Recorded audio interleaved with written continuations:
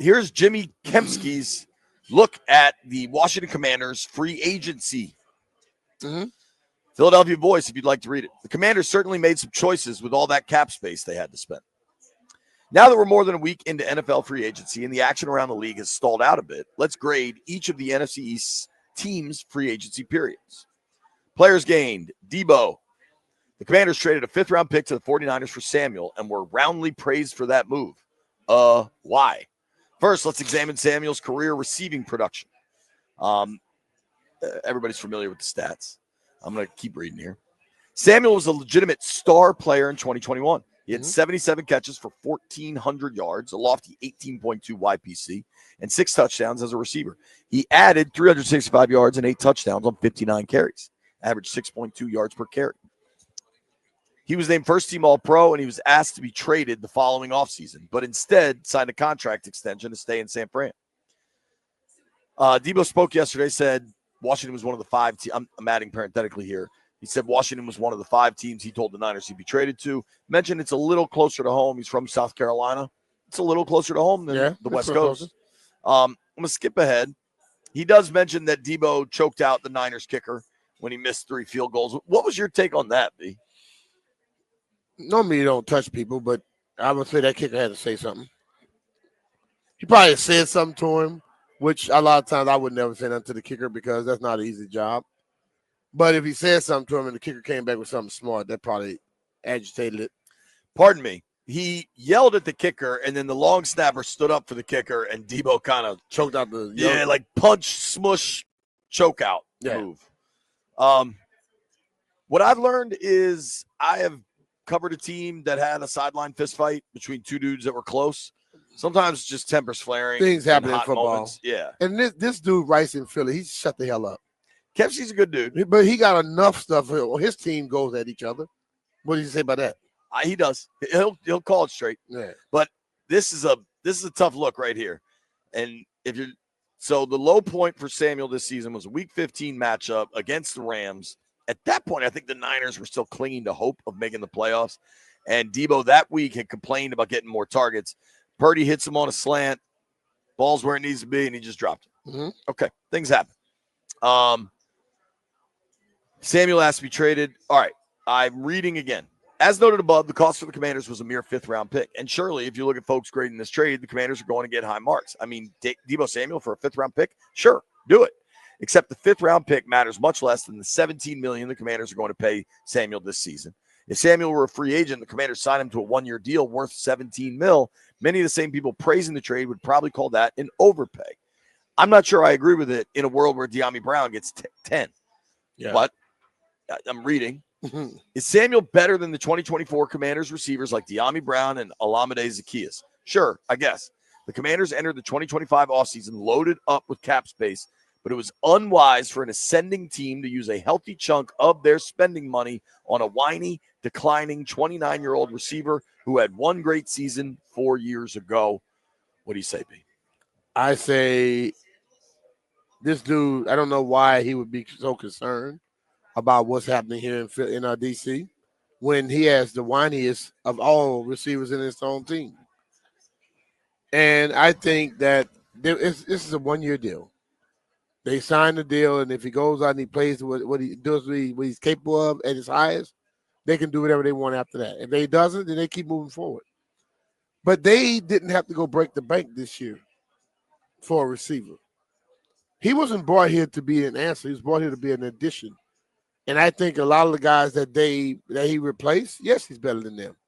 He does more than they do. You know, overall, I think it was a positive move for Washington. I don't think it was nothing negative at all. But receivers are whiny. Yeah, dude. All over the damn league. So, but his receiver whines about every damn thing all the time. I don't even care about the Philly aspect of this. There are things with the Deebo move you can question, right? I texted with somebody, the salary cap maneuvering, the guaranteeing of the cash actually helps Washington, and Deebo feels more appreciated. That's a win-win. That's all it is. If you want to say Deebo's had one great season. 2 years ago, he was quite good on a team that went to the Super Bowl, I would add. Mm-hmm. There are flaws. There are things you can point to. that you can point to things with every player in the league. What I don't point to, dude, is a receiver going in the media. Like, I think because of I think the best two receivers in Washington since 2000 are Santana Moss and Terry McLaurin. I don't think I'm going out on a limb by saying that. No.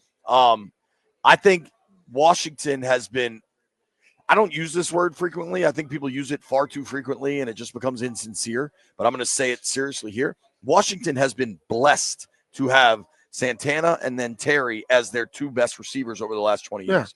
Why? Because they're mature adults. True. Totally. Generally at that position, that's not what you get. By no stretch of the imagination. Receivers tend to be kind of nuts. They are nuts. They're out there. But they want the ball all the time. This is the thing, though, Jay. What's the little saying about if you don't throw rocks, you live in a glass house? Yeah. If his team didn't have whiny-ass brats, you have a right to say what you want to say. But he has a bunch of whiny brats, too. You know what I mean? Who do you think the best receiver in football is? Jamar Chase? Yeah. He likes talking. Oh, he talks a lot. You think Tyreek Hill has his head, like, is that dude locked in? Does he strike you as not completely the type that's going to church every Sunday? Like, no. Receivers are different, man. Receivers and DBs are different. And yes. They're both exceptionally cocky. Receivers have the advantage of every rule going their way. I don't worry about receivers being receivers. The Deebo thing, I think it's a win for the organization. Yes. Now, Jimmy also writes about Laramie Tunsil. Commanders got Tunsil and a fourth rounder this year. The Texans got a third and a seventh this year and a second and a fourth next year.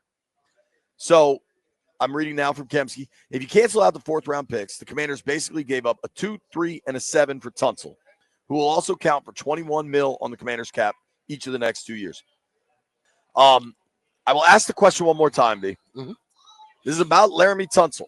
Isn't it at least a little bit of a red flag that the Texans were willing to deal Tunsil when they have a third-year franchise quarterback in C.J. Stroud, who had a down year in 24, partly because he did not get good protection from his offensive line? So you say what, Brian? I say that the offensive line sucked, not the left side. The guard that ironically Philly just traded for was awful. That's what I'm saying. They traded for the guard who was awful. Kenyon Green, I believe. And he's trying to knock the guy that Washington got. If I had to come up with a red flag about the trade, I think it's kind of weird for a guy to get traded twice. A guy that's a stud to get traded twice. Not necessarily the news. I don't follow it. I'm just saying that to me is more of a question. Well, the thing about it is, like a lot of times people want to pay people at certain times. When you're 31 years old, you're still playing, they may not want to pay him the money that he probably could command. And I think I look at the way he's played in Houston. I don't see no reason to get rid of him. You watch the way he's been over the time he's been there. He's been a damn good player. So when you trade me, like, I don't read into why things happen because I've seen so much BS go on in football. I've seen so many things happen, and the outside world will think this is the reason because we basically have a conspiracy about everything. But when you really get into it, sometimes people just make moves. They just make them. But the whole thing about it is Washington had to get bigger and better on offensive line and defensive line. I think they've done that. Is he better than Coleman and Leno? Not what Leno? What's that dude? Lucas. Yes, he's better. And you have to make that move. So, but I'm serious. I know this is a guy you know, but I have issues with people in other towns trying to poo-poo on what other people do that they see who's coming. When they just made moves that are very similar, but he's not addressing that. Is he talking about how horrible that guard is? I don't know. Maybe. I love the Deebo move. I've been real clear on that one. And I think you get your cornerstone left tackle for a second and a fourth that can play the position. Mm-hmm. You're banking on health. He's largely been very durable. Yeah. O lineman, I think where you have to worry about declining with age is generally as it relates to speed. These games already started? No. Oh, that's women. That's women. Okay. I'm like, what the hell?